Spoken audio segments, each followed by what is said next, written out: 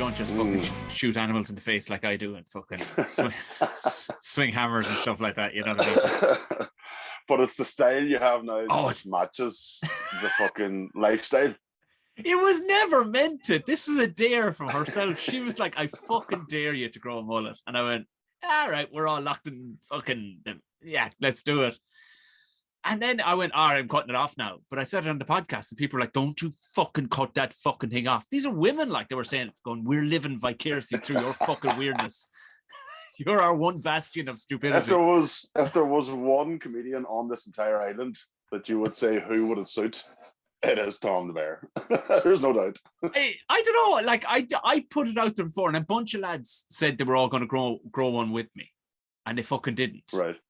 And I was I was that dickhead who went, I'll grow it, and then nobody else did. But when I got complimented by, how many times do you get confused to be an American when you're out in the street? Oh, the whole time. Like, and they immediately assume that I have American right-wing values as well. It's like, I don't know anything about America, or I was there a bunch of times.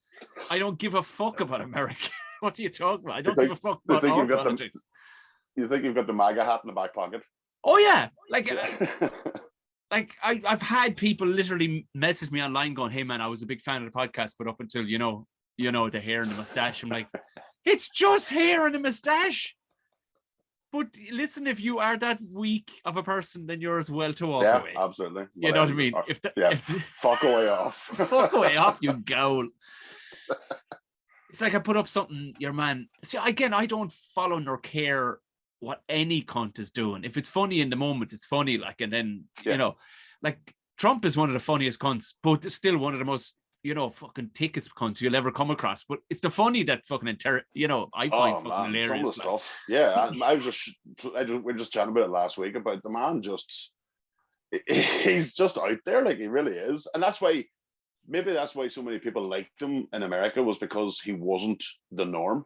Oh yeah, that must be what it was. Like, it had to be, like, apart from the fucking the spin on the racism and stuff like that and the right wing, but there's a lot of central people went with him too, and I think it's because they felt that he wasn't part of the system, even though he's a fucking billionaire. Oh yeah, but just by the way he went on and the way he behaved and reality TV and all that shit. Like, in all reality, like, he was a New York billionaire. He wouldn't like, if you were on fire from Alabama, he wouldn't fucking piss up on top of you. Like, but it was hilarious. So we're all right. We're all right now because Joe's in.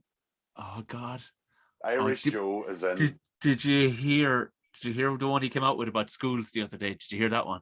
What was that? Oh, he was so many, man. Oh, it was the most. If you wrote it into an episode of The Office, you go, oh lads, that's a bit on the nose. It's a bit silly, isn't it?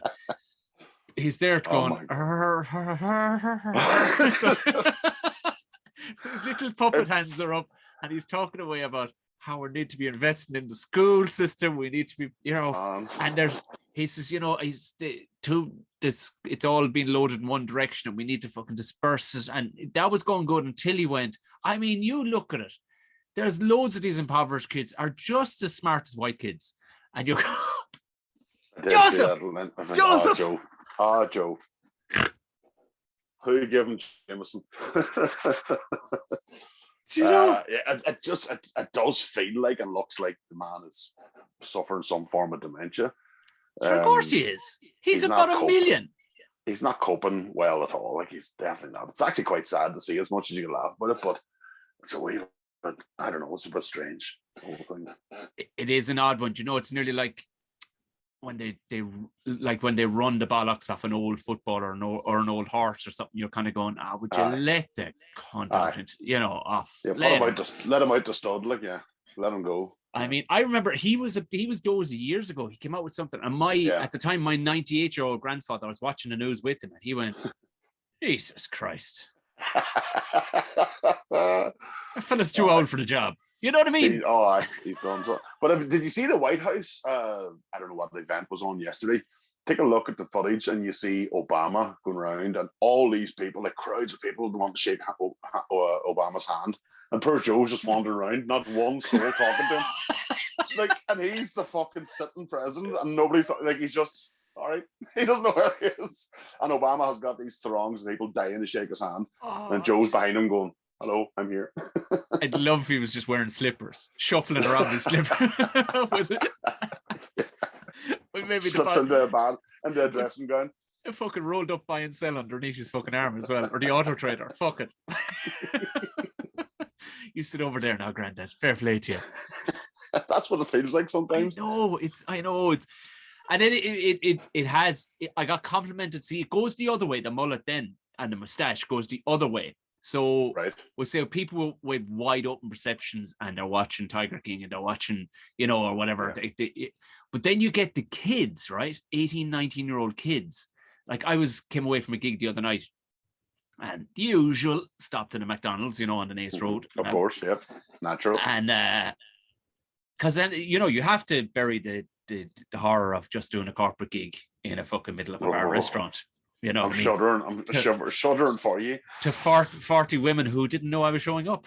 So we'll just go. We'll just leave that there. We'll just leave that. It was actually weirdly, it was okay because do you know something that broke in your brain years ago as a comic, like that thing that broke in your brain, and now it's like cauliflower ears for rugby players. They just don't feel that shit anymore. Like, and that's what it was. It was just like, okay, this is third from beginning to end. Give me the fucking mic, okay, and just yeah. But I still, go on. I think I always look at it as I don't know who it was. I don't know which comedian said it. It might have been Chris Rock or something. But I always said that every gig is a fight. Yeah. And you just know that some fights are going to be easy fights, but some fights are going to be hard as fuck, and you just have to mentally prepare for them. And that's the same as you say. Just grab the mic and go for it. Yeah. Like, but the good thing about you is obviously you're going to break the sort of initial visual prejudice. Yeah. Because obviously when you talk, then you're not fucking that type of person. You're not. Well, not as bad, not in public. No, anyway. not as racist anyway. Yeah. Only when people are listening. That's all right. It's a room full of white people. It's fine. It's great. But it's after it. But this girl, she was just this mousy looking little thing inside the window, and she was like, "Hey, how are you?" And I was like, "Oh, grand." And I was just paying. And next she went, "What do you call your mustache?" I said, "I haven't fucking named it." And she went, no, what's it called? That kind of mustache. Yeah, Dermo, come out, look at this fella's mustache. It's unreal. And I went, okay, this is a fucking really bizarre moment. And the two of them are leaning out, these two mousy kind of kids, is all you call them, looking out the window going, oh, here, it's deadly. Do you die the bottom half and all? I went, no, it grew that way. It was kind of a surprise. It grew that way. Oh, yeah, I'd love to grow. It's a natural arm. Yeah. It's a natural Armagh flag. Yeah. It is a natural. Yeah. Holy shit. Fucking bandit country beard. It does look the part, all right. If you know what I mean. If I was in a lineup, or I often think like if I was photographed, maybe mistakenly identified as being, some fellow who did some fucking mad shit, like stole a load of cattle or something, and they put my picture up, nobody would go, "Oh my God, no, they're the wrong guy." I remember Colin used to do a bit about Jimmy Savile years ago, and he was like, if somebody said to you, draw a pedophile, that's exactly what you would have drawn. Yeah. How did we not know? Old cattle rustler Tom, but the two of them were so excited by this thing, like they were like they thought it was a style, right? Okay. But no, they both apparently were playing Red Dead Redemption, right?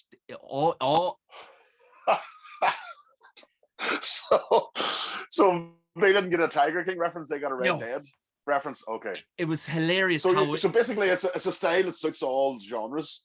Well, for good or bad, is what I'm saying. Is like for them though, they had jumped, and your man was mad into The Witcher. They were two complete nerds, even though they didn't kind of sound like it or whatever. But they were two complete. He was mad into The Witcher, and he started describing the head Witcher guy, Vesemir or something. He goes, "Fucking head up!" Now there's a queue of cars. Your man's googling him. He goes, "Look it."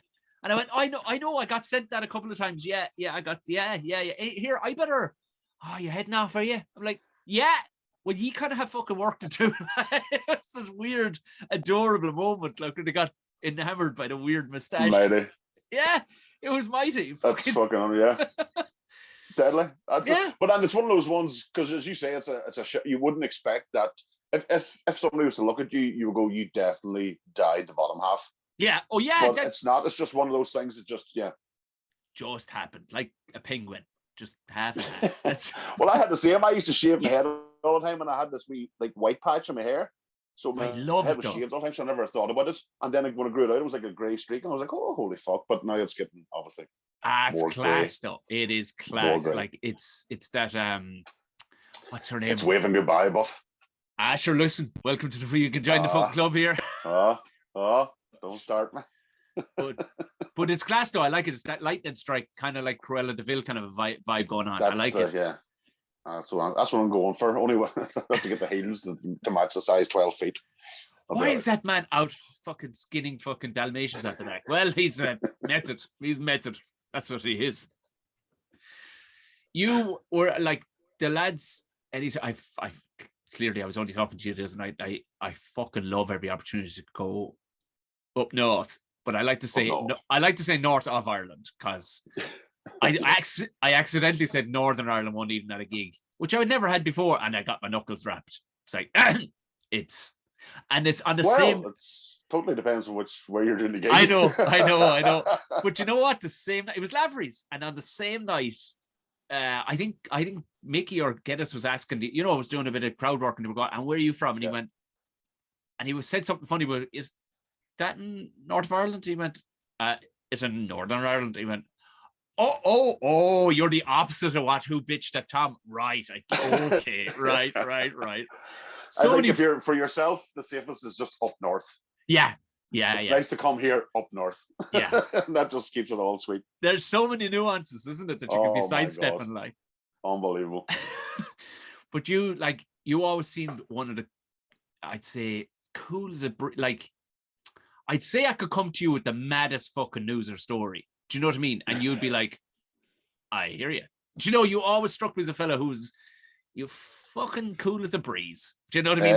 Or at least you had good, what's the coping mechanisms with the mad shit I might come out with. Some lads go, fuck, are you serious? Whereas you were like, oh, nice. I think that's I've worked in the community sector for 20 years, so that probably that will help a bit too. Yeah, so you meet I believe it or not, Tom, I've met madder than you. Yeah, I would fucking believe. I've heard some of your stories on stage. I'm like, oh Jesus. Jesus. And there's some stuff I can never say on stage. Of course, yeah. Like you're giving us the stuff that's palatable to and allowed in the public fucking domain. And it's still mental. But yeah, it's great. And it's been a weird because it's 10 years there just passed, would you believe? Stop. Now, I know all of us have to take sort of 2 years out for COVID, but 10 years, which is mental. So doing all right. Doing exactly what I wanted to do, which is like to be a club comic, in that sense, to be reliable and bookable and turn up and do me shit. That's pretty much when people ask me they're starting out, what's man? What's the secret? I'm like, just do your shit, do it well, and show up on time, and be sound about it. Just sound. In fact, you could take that into most jobs actually. Any job really, yeah. But I applied that to comedy and just because somebody said to me at the very start, well, what do you expect to get out of this? And I was like, I just want to be able to be in a position where a promoter will contact me to book me. Yeah. Because I spent first 7-8 years fucking begging for gigs. Of course. So thankfully we're at the point now where it's going good. But we've kind of had a wee sort of peak up here in the north this last maybe definitely post-COVID. But it was just peaking before COVID too, in fairness, where the scene has really kicked off. Oh, you mean where Kevin Hart decides to play fucking North? Yeah. What the fuck? I mean, could it get any fucking hotter up there? Like, it's unreal. It is. What do you know the population of Ulster? Ulster. I'm going to say Ulster. And I'm going to say Ulster because let's say Ulster. I'm going to do provincially wise. Well, I don't know. Ulster's 9 counties, so I've no idea. But Northern Ireland or north of Ireland is, I think it's 1.6 or 1.8 million. 1.6 or 1.8. That's Dublin, like. Do you know what I mean? Yeah, just Dublin. Spread out over the size of, I think we're the size of Yorkshire. I think somebody told me we're about the size of Yorkshire. But it's this intensive. And does that stretch across all the arts? Tell me, like music, plays, stuff like that. Because your theatre scene is it's thriving enough up there. Like there's plenty of good amateur theatre in the rural areas. There's a lot of festivals and stuff like that are well supported. And then the likes of Belfast and Derry. Derry's a great cultural sort of hub for creativity. There is a comedy club there, but there's so much other arts-based activities around it, that would probably rival Belfast at times. Right. So there's a good collection, and you find then the same as with us in Daly's, we're based in Oma in Tyrone, so it's a rural town technically, so there shouldn't be a successful comedy club in a rural town. That's what I'm getting to, is that there shouldn't be. No, it doesn't make sense, but there is, and it's been a long bit of work. I mean, it's been going 10 or 12 years, but we really had the peak right about 2015 with our second festival. We had a festival in the time. I remember it, sure. Yeah. Remember that, yeah. And the second festival, unfortunately, the actual venue Daly's then closed down, went into receivership. So the brakes were applied very quickly, unfortunately. What happened? Then we got back. Yeah, how did you get it back? It was one of those. Well, we didn't get it back. The owners got it back, and then we get the room then again. So the name is just there because that's the name of the venue, the people who owned it. But once we got it back, then we were 4 shows in, then COVID hit. Oh, fuck. So it didn't. So it didn't really get back again. So those couple of shows were okay, but they weren't very well attended. We're all right. But now since February, they were back, and it's been great so far, man. It's been. Bartlett turned up on Friday night, and Mickey was the usual. He was to do 30 minutes, and then I clocked it in as 52.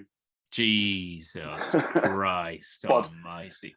Him and the audience were having such a fucking blast that it didn't matter. It was, So we have that flexibility and that sort of audience that are very receptive. Just very appreciative, I think. I don't know if you get it down. Do we? Fuck. Lad, I couldn't bait him in with a fucking stick. You can't. You can't. It's sports or nothing, especially once, you know what I mean? Their music will do well enough, all right, but for the most part, if it ain't sports, it's sports. That's it. It's GA. And don't forget we're in Tyrone, so obviously GA too. But no, I think there's and Oma would have had a big music sort of and creativity sort of history as well, so there would be plenty of heads about it that would always kept the music alive and the scene going.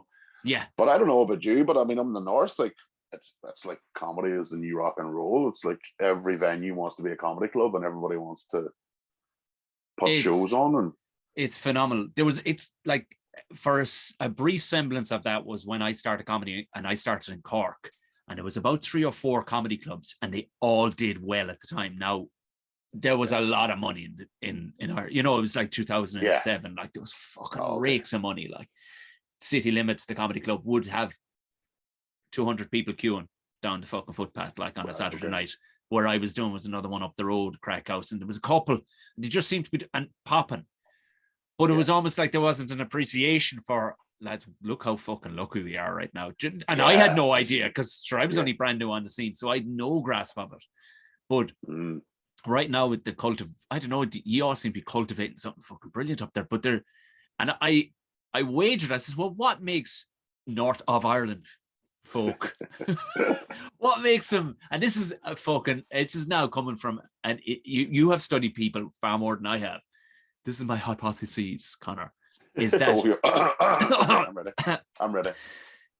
Divide now of, let's say, pre your generation, the one pride, divide of the carry on and the fucking hell that had to be dealt with back in the day, and a lot of people choosing sides and dedicating themselves to a fucking cause of some sort, with those causes now technically, gone and fizzled away.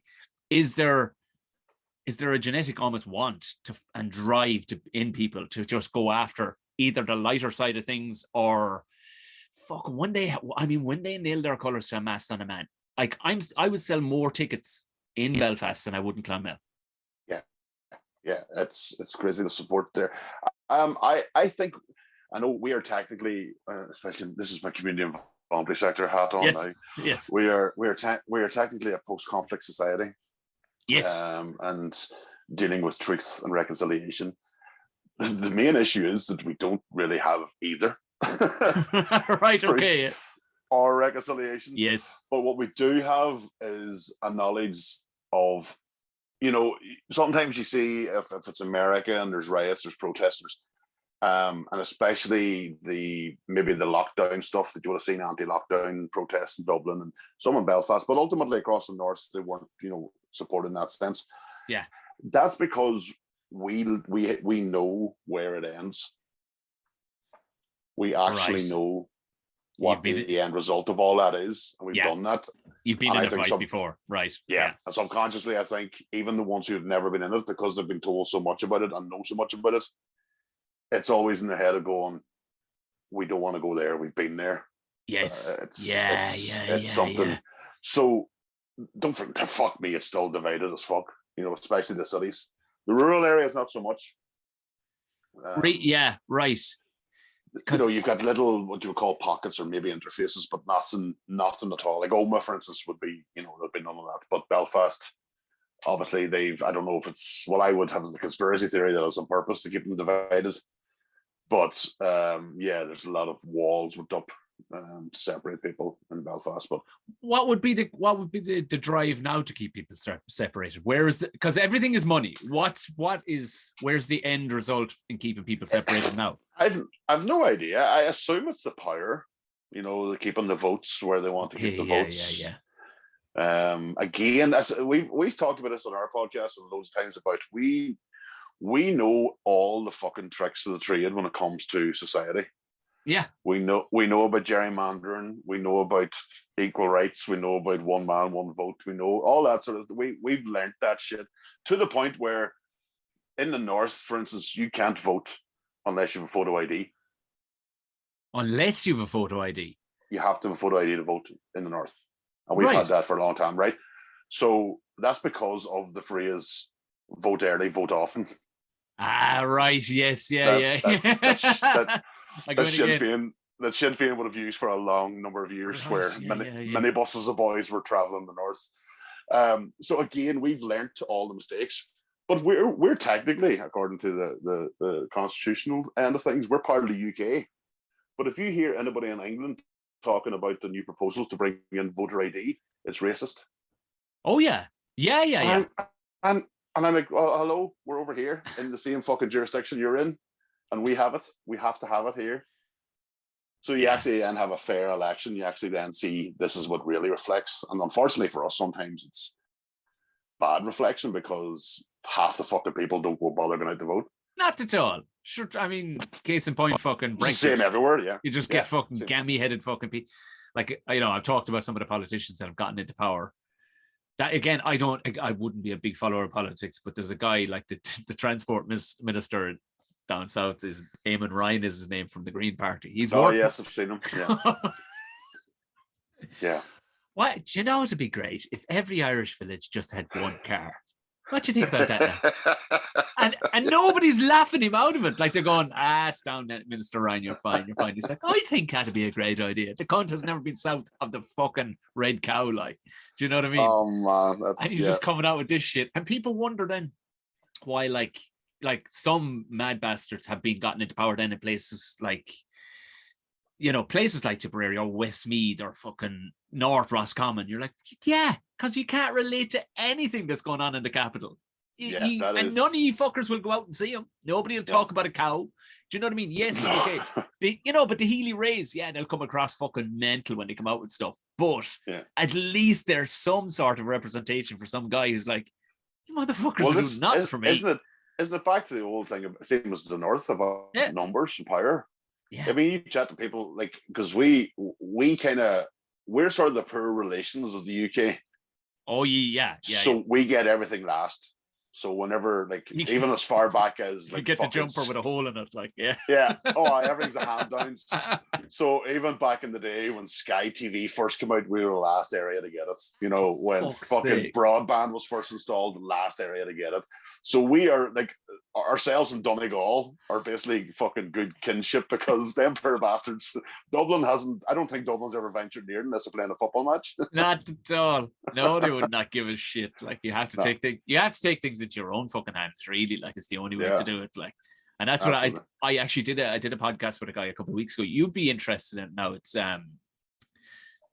Program Black is the name of it. He's a news podcaster. Right. He's starting out, and he's in an interesting position. He's in a position that he doesn't want to be. Albeit people would love. He's working for a big financial company as their medic, but he really wants to get out into the sticks because he believes, you know what I mean. He's got to become more self-sufficient in himself, you know. But Right. I was listening to the shit he was going on with, like that. Like it terrifies him going into work when everybody else is la la la walking around London, like, you know. He's like, there could be 15 million people at any one time in the height of the summer outside here. One stick pulled from underneath that fucking thing, we're all fucked, you know. Mental. Yeah. You think of where we're at now. If somebody was talking the other day about the internet being shut down. Imagine if it was shut down for 48 hours. The fucking world would just nobody would be able to do. You couldn't get access to cash. You couldn't do payments. You couldn't do, you know, nothing would work. Nothing would be going. We have been very, very matrix level reliance on machines. Like, haven't we though? Fucking, yeah. Oh, fucking. I wish the whole island would take your approach and head off into the fucking sticks and build cabins for themselves and fucking, you know what I mean, actually live a little bit, because some of that crack I'm hearing from Dublin about the price of rent and stuff, I can't be living that shit. It's fucking Conor, you've never seen the like of it. Like it's worse as getting, and it's like, well, where the fuck do you think this is going to end up again? Where it did end up, like, you know, it was just because the wages, the north, the wages don't match. The house price, yeah, the same in the north. The house price about this is going to be a bad crash. But I've seen, I don't know. Sometimes you don't know what to fucking trust in the internet anymore. But I've seen some things of like a bed being rented out for like €600 a week or something fucking mental. It wouldn't be beyond the man. I mean, 5 years ago, I remember myself and herself queuing, going. We were looking for places in Dublin to rent, and we were queuing with these groups of people. You know, twos and twos. They were all the couples. They were all trying to get their. I don't know. They were all trying to get their story straight. Like, you know, tell them now that we're this the power couple, and it was like everybody was there. You know, they had. You know, the young Asian couple were there, like the power couple.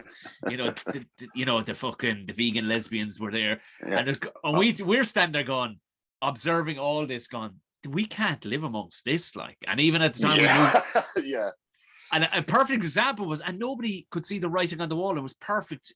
If you helicoptered this moment, we were all queuing on this footpath to go look at this fucking regular house, semi-D house in what would be deemed a nice area. But for me, it was, fuck this. Like, it's still, you want that money, because I know that house, I could build that fucking house right now for 45,000. And you think it's worth fucking $750,000? Go fuck yourself, like. But this, we're all queuing on the footpath. This owl one, she's sweeping out the front. She's like, what are you all doing out there, right? And everybody just kind of looks at her. It's like 40 people. And I went, oh, we're just queuing to view the house next door. And herself is elbowing me, like. And she goes, well, could you queue somewhere else, right? And I start because I so don't want this house, like. And I start laughing. I went, no, we couldn't. But I can't wait to move in beside you. Right? And I got everybody. She was a fucking plant. She that fucking was. Put her there. The house, Oh, but we walked through the house. Hired away actress. Oh, we walked through this house, and it was like, I just hated the notion of pandering to the estate agent, who didn't give a fuck. Who was like 21 on his phone, like just going, I need an M3 parked out the front, going, I couldn't give a fuck about any, and everybody's going, so, with those. And I just hate the idea of competing with somebody in that moment, because it's like, what are you competing for? And, and I go out the back, and there's a wall like 4 foot high. I'm like, so the bitch can even fucking climb over and get you if she needed to, you know what I mean? Like, but even then we moved a little out the country, and it still wasn't country enough, but it was, you got a sense, you were a taste of it. Oh, for fuck's sake. What the fuck are we doing in among that? Like, Absolutely. It's. I think more people have done it though. Gordo's fucked off out to Mayo. You know what I mean? Yeah. You know, he was. And I mean, yeah, that's what I'm saying. I mean, it's what's the technology now? I mean, fucking, there's no reason to not be out there. You know what I mean? There's this whole fucking working from home shit anyway. So there's definitely opportunities out there that people to leave. But then what the fuck comes in? I mean, the prices are still going up. Yeah. So it's just like more fucking rich fucking Russian fucking, well, not Russians, but fucking Yeah. right? Be Asians. It'll be Asians. Probably Asians coming in and buying it all up. You know what I mean? It's weird. I can't think. I have one friend who bought in Dublin that I can think of in recent times, and he is a very good job. She's a very good job, but even still, I wouldn't dare ask him what he paid for it, like, because I'd say he's a pain in his chest. This is city centre, like, nice area. I wouldn't fucking sleep, and it would give me because the house prices around there, like you would literally buy a mansion with 20 fucking acres out the country, like, for what the house prices are around there. You're like, they'd probably throw in, you know, a fucking their firstborn and a couple of cows. You know what I mean? You'd be set, you know, for this kind of stuff. Well, this podcast has turned into just two fucking middle-aged men ranting about house prices, isn't it? Yeah. We'll get onto the price of power next. Which podcast isn't? Tell me which podcast isn't. I know, but hey. I have to, because the source of the madness, right? And I've told this story to so many comedians, and I don't give a fuck. One of the funniest moments of my life was a gig that was delayed on us in Daly's one night. Do you remember that? And yes. delayed by a fucking long time. And it was one of the weirdest, funniest, like I felt like an American watching Irish dancing or something. It was like out the window looking at these lads. I'm going, what the fuck is going on? And everybody's supposed to accept that these grown men are dressed like this, serious faces on them all, stomping up and down the street doing the same tune and the same walk. Like, how fucking much practicing of a walk do you need? But man, it's you wouldn't believe. So, just for anybody listening that doesn't know what you're talking about, it's obviously the Orange Marches that's happening. Yeah, it's a weird one because it's only ever been the Southern comedians, obviously, who's really had anything to say. Everybody else has just closed the windows and just like, oh, there's marches on. But like yourself, and it was weird because we were the first Friday of the month. Yeah. And so every September, on the first Friday of September in Oma is the big marches. So we always coincided. So we've had like yourself. I'm trying to think who else was there. Ardlo O'Hanlon was there the night that it was on, and again it was, you know, his opening line was going, I can't believe he's put a parade on for me. Yeah. I think mine was something. It was something similar along. Who knew you had gay pride in your? But it was just so bizarre. It was so. But what it was is, it was a staunch stance. Is what it was, and it aligned perfectly with a Friday night because it was March 18th, and I got stopped by a cop on the street, and he wouldn't let me drive in. I say, right. You'll not get into the town tonight. I went, what? Fucking what's after happening? Jesus Christ, what's after happening? He's like, oh no, they're practicing marching. I went, and such a fucking dumb thought. Well, fair play to them. They've another 364 days and the St. Patrick's Day parade. They're only just open. And I'm saying this in my head, but the cop knew what my brain was doing. He went, not that marching. Oh! I fucking ran down the street to see this carry on. I couldn't fucking wait. I was like, I've never seen that. And I walk in and all you have big grey ignorant faces and all you going, but that'll be the fucking show held off for a good hour anyway. I went, that's fine. I'm looking out the window at this. That's all we didn't care about the marches. We just worried about the traffic. People not being able to get in, the audience not being able to get there. Yeah. I'd never seen anything like it. It was so serious. It's something silly like 70 bands or something like that march up. So it's like a 3-hour march. It's like one, as you say, one after the other, one band after the other. Now, I know you think they're all the same songs, but they're not. Are they not? All right. Shite. I thought it was all the same. Well, that's the problem. Sometimes it might sound like they're all the same, but it is when, as you say, when you see the sort of, what would you call it, the pageantry of it. Yeah, this is it. I was blown away. I was like, the effort you're going to, and some of them are wearing, like the I suppose they would have been like uniforms, but ostentatious versions of ones that lads would have worn during the Zulu Wars and the and the Boer Wars and stuff. I'm like, this is like panto. Look at you. You know, some lads had a right fucking thing going on, but then big dead serious faces, like nobody was having the crack. I'm like, come on, twirl a stick and have a bit of crack, lads. The crack was not in those people's shirts, wasn't. No. Protestants can't have crack on marches. Not allowed. It's a wee bit of banter, maybe, but no crack. I'll have to check you there, Gordon. You're after heading into crack territory there now. We're only allowed banter at absolute most banter, for fuck's sake. But tell me this. So when did your? Because I love. Sorry, tell me go on. this first. Are you allowed to smoke in your podcast?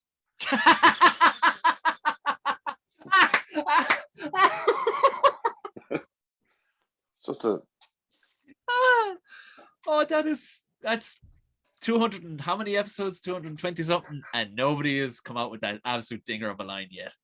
Are you like, yes, smoke whatever you have, sir, smoke it. I have one and we slow. Did you ever? It's one of is it a real fag? It's a Slovakian one, you know. Yeah, I remember I used to get queer fags off a fella. I'm somewhere like that now, but it was like fucking smoking a sparkler. The fucking thing, there'd be chunks would fall off, but it was only a quarter the price of regular fags. But this is the same. They're a bit long, but and fucking how is it as a drag now? Because you look like a fellow who's not fully enjoying it. I'll be all right. I think I'll get through it. I'll survive. What were you going to say to me? What were we going to Deckchair and Yumz. I wanted to ask you this because I know I asked Mickey this and he was drunk the time I asked him, and I had a few as well, and then it fucking went straight. Mickey was drunk. I know. Old cirrhosis himself. But anyway, tell me, Deckchair and Yumz. The story, was that your thinking? Because that's first. Because I know your family has a rake of fucking mad nicknames. You're all called fucking things like fucking cheesy whiz and stuff like that. Are you? You're the cheese, aren't you? I'm Yumz. You're Yumz. Yeah. No, because Deckchair and Yumz. Maggie's Deckchair. Right. Okay. All right. Because he folds easily. Yeah. Doesn't take much for him to go for pints. Like, no. You get halfway through a sentence. Yeah. And he's away. Yeah. I've tested that one in Galway a few times. It was like, no, I'm staying dry now for a pet, and I won't even finish the word pint. And he's like, oh, it's already at the bar, like going. Yeah, so we're Deckchair and Yumz. Yeah, no, but you're right. Yeah, my whole family. So they have three brothers. One's Hump, one's called Twine, and the other one's called Cheese. Do you call each other that around the my house? My ma calls me brother Hump. Yeah.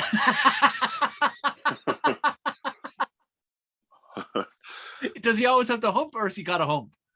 That's where it came from. My dad used to always get slagged for always taking a hump. So then years and years ago, when my younger brother was a toddler, he was on my dad's back, and somebody said, "Oh, look, there's Daddy Hump and Baby Hump."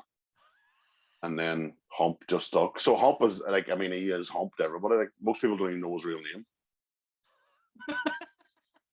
Unless you went to school with him, maybe in the class where they read his name, everybody else is Hump. Are you living where you grew up then? Like right close to where you grew up? No. I grew up in the States. Yeah. So I'm in the same town, like, but it's the other side of town. Like, yeah. Right. Yeah. Fair enough. But so ours, it was like it was one of, well, there used to be a competition to see which one of our estate or another state was the worst estate in Oma.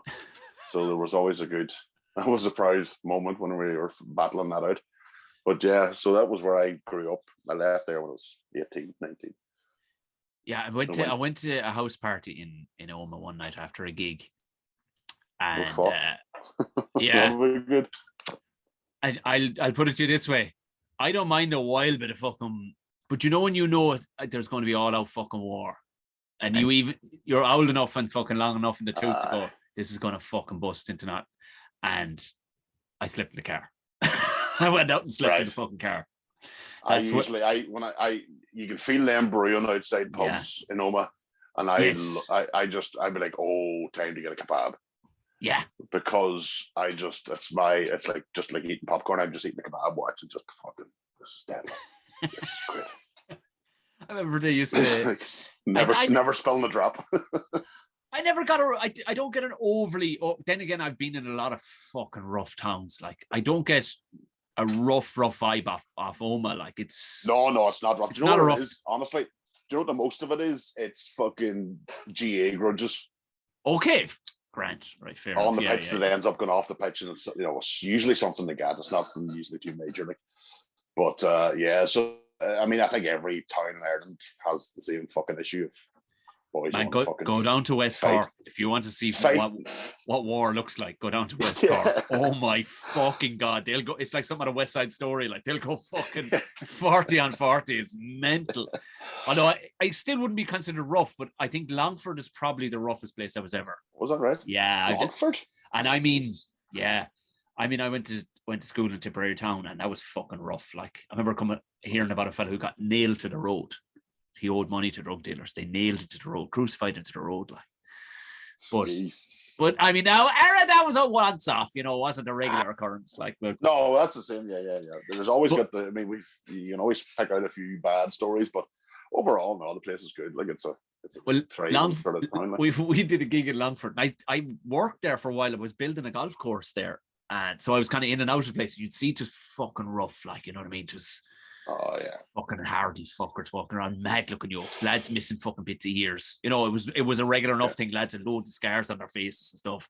And I remember we did a gig there one time, and it was myself, Aidan Bishop, and I'm trying to think who else was it. Alison Spittle and a couple more people. And we went across the road anyway after this gig, and we said, because we're getting put up, it was all good money. It was actually a great gig, and we went across the road to this nightclub. And I remember seeing there was 2 ambulances outside the nightclub. I went, fuck, is there being an accident? And I swear to God, your man at the door went, oh no, they'll be there the whole time just in case, because there's a strong possibility. There's no point in parking up in the fucking hospital when you know where you're going.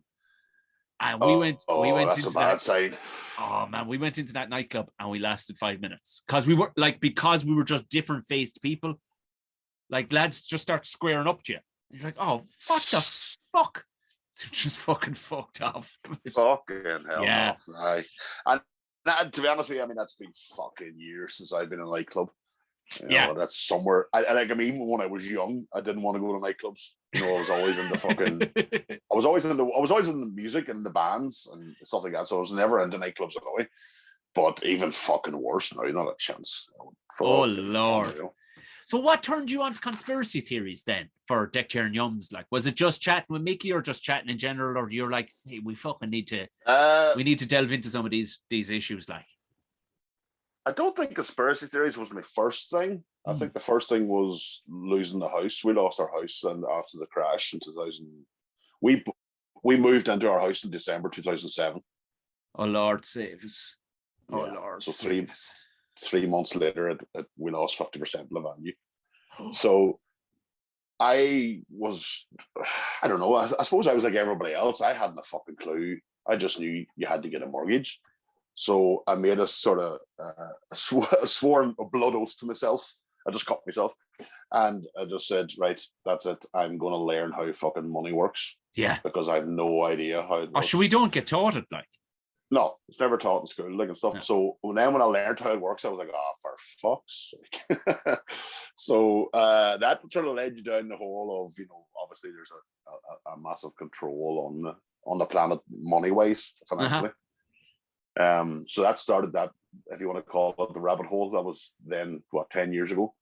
So over the course then of starting comedy, me and Bartlett, over a few drinks or whatever, Bartlett were like, no, Bartlett with eyebrows going, and so he would start telling me something about do that again. That's a really good Bartlett. So when he would get drunk and start doing that, when 2 of us end up all night chatting fucking like mad stuff. Like, so Iraq would have been one of the big ones about the whole weapons of mass destruction being a lie and all this sort of stuff. And then somebody he knew telling the story of being in the army and being sent out to collect crates of cash, pallets of cash that have been delivered into Iraq from America. So all that sort of, there's that conspiracy end of things of money and control and stuff. So we're always into that. So then about, I think it was January 2020, I was in the Empire Yeah. And Mickey was on. I think he was emceeing and out in the smoking area because I had started a podcast already called Best of the Best. By the way, if you want to go and take a look, me and my mate, just two fucking nerds talking about films and movies and TV, whatever. And so he knew I had some equipment, so he was like, "Do you want to do a podcast?" And I was like, "Yeah." As you know, like we would, the fucker's good, if not the best. Stop, sure, stop. And press play, just press record and let him off. Like, yeah, when one of the best asks you, "Do you want to do a podcast?" you fucking jump. So yeah, we started that. But to be honest with you, the very first plan was to do 6 episodes, like a series type thing, because he was heading to Australia, so he was going to be away for nearly 2 months. And so we decided, right, like 4 times a year we'll release 6 episodes or something. And then fucking lockdown happened, and Australia was cancelled, and we ended up then being every week, and then it led to the Friday night live quizzes and stuff. And yeah. So just to fill in the time and pass things, people weren't out in the pubs and stuff. So it built from there. And then, but one of the things we said was we would try and talk about some conspiracy stuff, the usual. Yeah. I don't want to say the famous ones, but the JFK assassination and 9/11, all that sort of things that people are normally talking about. And then we decided then that we'll maybe move it away into our own episode on a Patreon thing. So we called it Just Rabbiting On. So we actually have 2 episodes. We have the Deckchair and Yumz, and we have Just Rabbiting On. So Just Rabbiting On took us, we're right up to date to now, talking about Biden and all that sort of stuff. Right. Yeah, we've been following it the whole way through, especially all the Q stuff or the QAnon. We've been watching that and watching how it's been used to mobilize one side. It's fucking fascinating stuff. But then we have the vanilla one, the clean one, we call it. Yeah. It goes out then, so that's just pure fucking, as you say, press record and let the content go. Oh, sure. Listen, when I was doing, because again, we're all trying to invent things. I was doing just a bit of a game show, clapped together kind of game show that we recorded with comics. It was and it was just there was no genius fucking or origin to it, but it was great. It was a bit of crack we had, but I remember Mickey got so fucking excited. He turned into such a fangirl when Rochford was fucking on the show. Was that right? I was like, so I said, ask him to come on your show. He goes, yeah, it'd be great fucking crack. And he asked me, and he texted me, he was like, Rochford's not asking me on the show. He turned into a complete fucking knickers. He did. He actually did tell me that was happening, actually. But he wasn't as he was a lot more cool and collected. Oh, he's cool now. Yeah, he's cool now. Yeah. He was like, oh yeah. Oh, that day, I think I'm going with those conspiracy guys. Like, fuck off, you cunt. But then people ask us then, about, and we always direct them to those conspiracy guys because we're just 2 comedians with one of us, me, reading a load of fucking weird shit on the internet, but without being able to compile it. I think those boys do a fucking great job of the research and putting it all together. So it's mental. Somebody asked, like they were like, and then somebody was like, oh, but we'd like to hear Deckchair and Yumz version or take on things, and we were going, yeah, that would just be us regurgitating those conspiracy guys because they've done the work. Well, that's it. Like another good one is the lads, but they'd be kind of in the light way, which you would, but they'd a bit of is Monster Fuzz. Did you ever come across the boys, the Monster Fuzz lads? No. It's a different type of monster from around the world. Like there's millions of monsters, famed monsters. There's probably one from Oma. Do you know what I mean? Probably. Yeah. And they'll bring a guest on, and it will invariably. It's called Aaron McCann. Yeah, it's giant television of a head. Children can't sleep at night just for the fear of the head.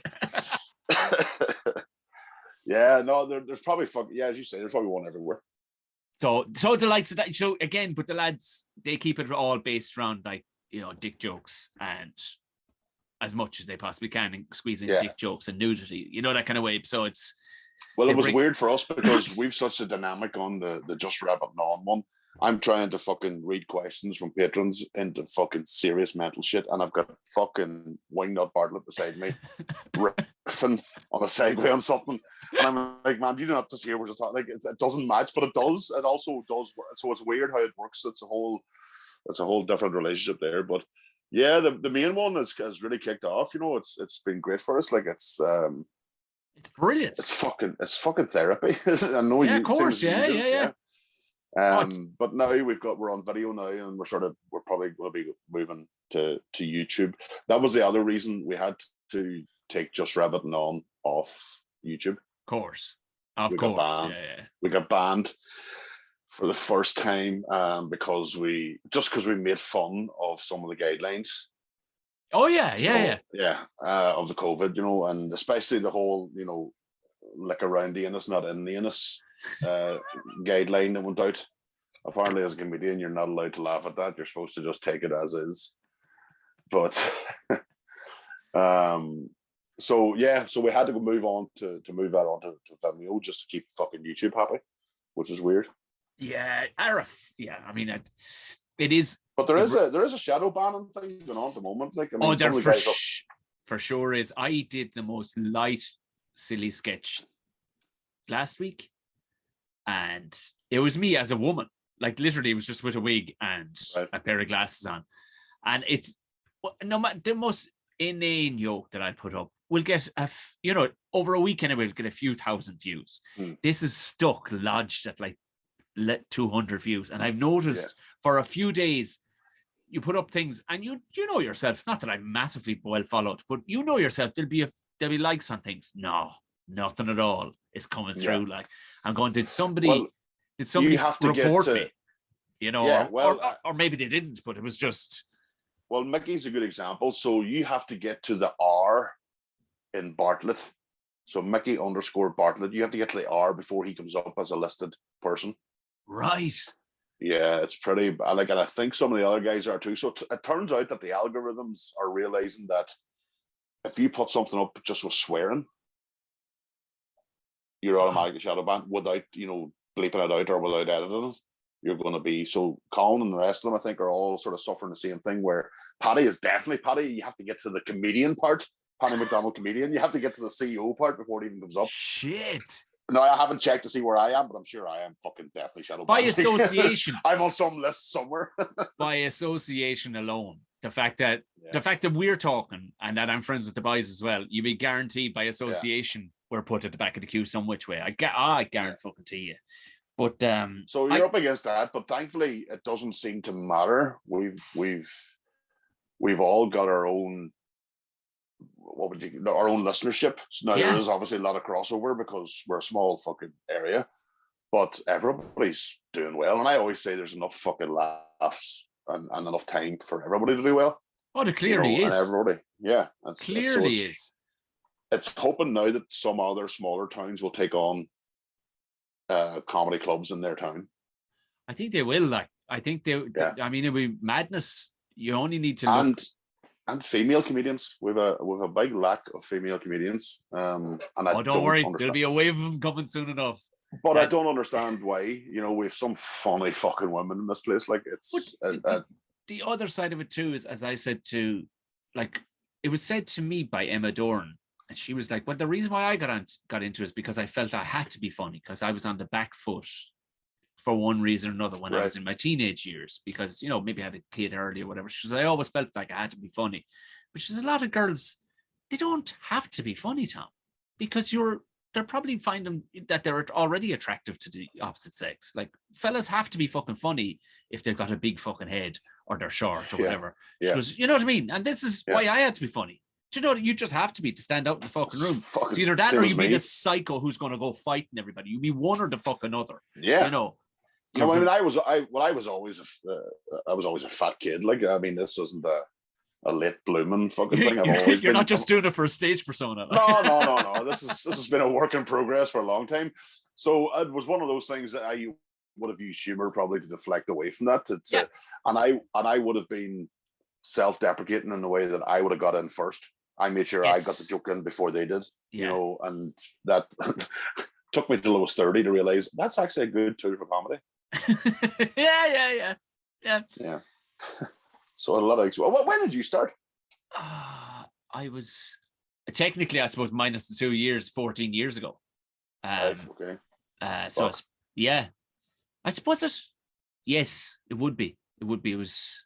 It would be 2008. It was at, basically I was possibly and most definitely, but undiagnosed, having a mental breakdown. I was going through a change. I think we all maybe might have had that little around there was a funny moment there around 2008 where we all seemed to have, I don't know where it was, what was happening, but oh Lord. And you know what I mean? When you're like, Asher, listen, even like I was talking about, I worked in Longford, like the insanity of the time, the work that I was getting, like fucking, I thought I was a rock star. A fucking construction fucking rock star at the time. Like, it's fucking ridiculous. And I was too young, like, to be getting. Oh, do you know why you're great, Tom? And like, go on, tell me again why I'm great. You know, I wasn't great at all, Conor. I was a dickhead. Like, I mean, listen. I think we all. I mean, if you think of, I think back to my first, gig, whatever, to now, the change is massive. I think some of the problem is there's some people who never change. They're still in 10 years on, never change. But no, it's been like for us now at the moment. I think we could. It could, like you say, I don't know if it's a peak that's going to dip, but like the lads, like, I mean, Colin, Shane, even Mickey. I mean, Mickey's 3 nights Ulster Hall. But now Paddy's joined the ranks as well with the waterfront. The waterfront's like 2,000 people. It's monsters. Mental. It's massive size. Like, so it's fucking great to see. I'm loving it. And it's mighty, like, the part of it. But it's taken a while. And the good thing about us is, especially like the Colin and Shane, completely did it by themselves. Yes. Completely, Geddes went through the fucking 7-8 years of being famous with no money. Yeah. All that shit of everybody knowing him, but he was still going gig to gig and stuff. So, and Shane being the same, the boys have fucking earned it. Like, they were prolific in their output. They really fucking were. Like, like, you wouldn't believe. Like, it's actually unprecedented because it just doesn't happen like that. No, it's a big PR team, big marketing. We'll put you on every, like, you'll see it here. Like, we will put you on every TV show to try and get your face out there as much as possible. And the boys, none of it really, like, nothing. No. You know what I mean? And Mickey was the only one amongst us who we would have classed as professional because he had an agent, and he was killing it on the circuit across the water, which none of us were doing. So it was all just, it was brewing, the perfect brew was happening. And I think maybe, as I say, maybe lockdown, well, for instance, it definitely gave us the boost with the podcast. Oh yeah.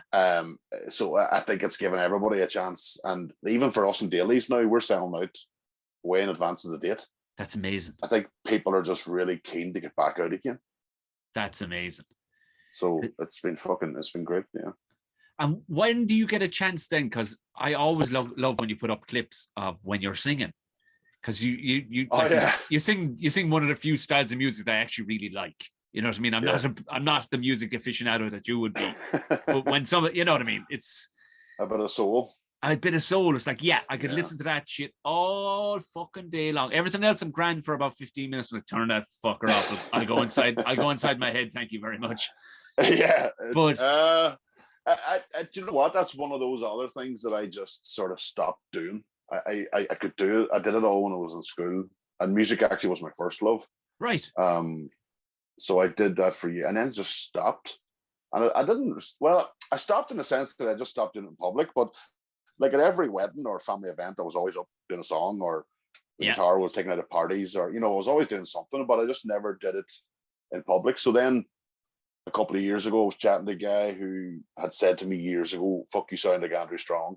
Yeah. You should do more of that." And I said to them one day, I managed to get fucking 9 other people to join a band to do a Commitments tribute act. That's brilliant. And then the worst thing is, see, the first time we played, because it was me doing all the advertising, it was me and the poster and all the rest, people thought they were coming to a comedy play. Right, like yeah. And an adaptation of the Commitments done by me. Well, now. And in my head, I was like, what the fuck did you think I was doing with the 9 other people? Like, they thought it was a stand-up show. I don't know what they thought. So, like, and then when I started belting them to fucking Take Me to the River, what the fuck is going on here? So it actually shocked me the amount of people that didn't know I could sing. And I thought, oh, fuck, that's right. Because when I was thought that, I thought, when's the last time you sang in public? And I realized, oh fuck, that was 13 years ago. Yeah, That's probably why people don't know. Yeah, that'll do it. So yeah, it's actually been great. This has been the last show was fantastic, and we do it once a year, right? But this time round, we've said we'll do it maybe once every couple of months to keep the momentum up, because what was happening was there was such a long gap, especially COVID. We were starting from scratch every year. Of course, forgetting things. So I'll let you know the next time we do it again. But it's a fucking hard. I mean, it reminded me of why I did stand up. Yeah. Because I used to do plays and write plays, and I was dealing with cast members, like 12, 14 people. 12, 14 diaries, fucking schedules and lives. Jesus.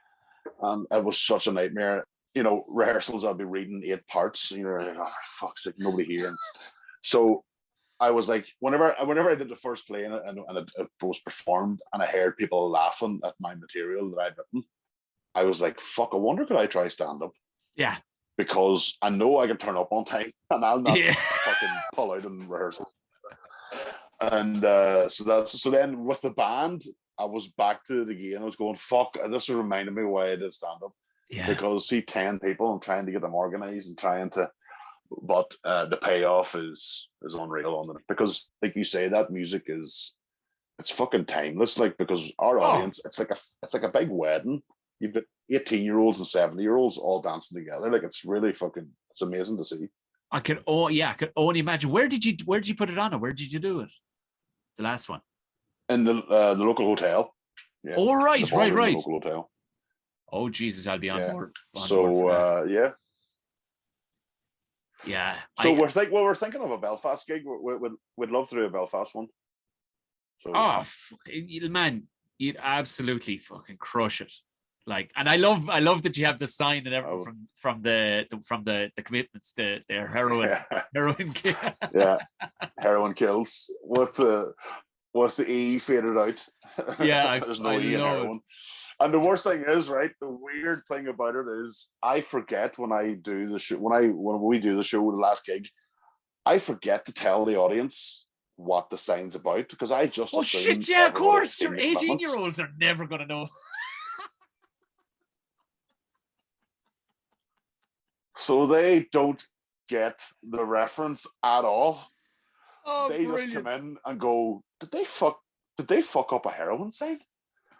and then because a lot of ones afterwards were going, I didn't know Oma had a heroin problem. I was like, no, it doesn't. It was Dublin.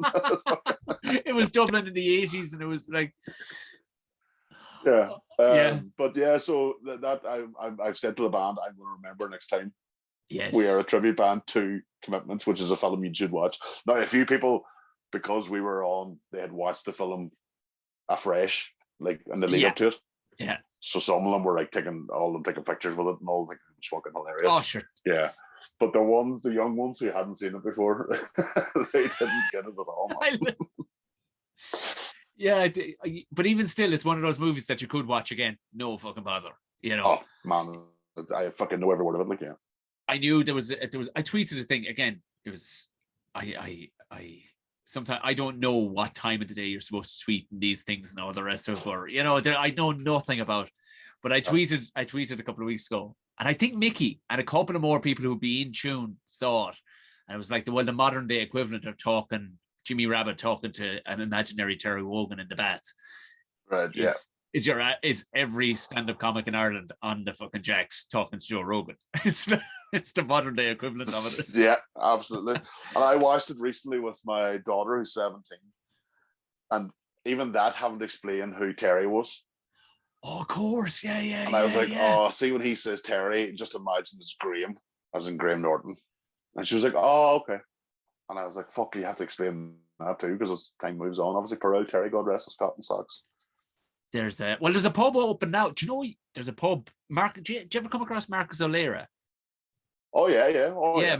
Marcus and a couple of more guys have a pub in Dublin called Jimmy Rabbits. Yeah, it's a 90s tribute pub. I have to go on to Marcus, and he's going to have the Commitments tribute band down there. Yeah. It's called Jimmy Rabbits, and it's like, sorry. There's Jimmy Rabbits. Oh, you got me all excited there, Tom. Fuck you. No, he does. They do have a 90s tribute bar called Jackie's Bar. Sorry, Joe. I know Sorry, this. no. But Yeah, there is a fuck the whole Jimmy. thing No, up. there is a Jimmy Rabbits down on Camden Street beside Ryan's bar on Camden Street. Jimmy Rabbits, and it's spelled like the surname. Like Oh, I man, guess it's probably a '90s themed bar as well. Like why fucking not? probably. Everything's fucking cyclical, doesn't it? It goes back to fucking. I never thought the shell suits and the mad covers would ever be fucking fashionable again. Fucking me. Conor, who fucking Well, knew oh, Jesus. Oh, that I know. Exactly. kids were going to be high-fiving me out the window of a McDonald's at fucking 10 o'clock at night on a Friday going, your fucking moustache and hair is deadly, man. I'm like, thank you very much. I don't know what chick I'd cash that thank in, but thank you. Then you drive off and they go, oh, that wee lad now, they're so wee.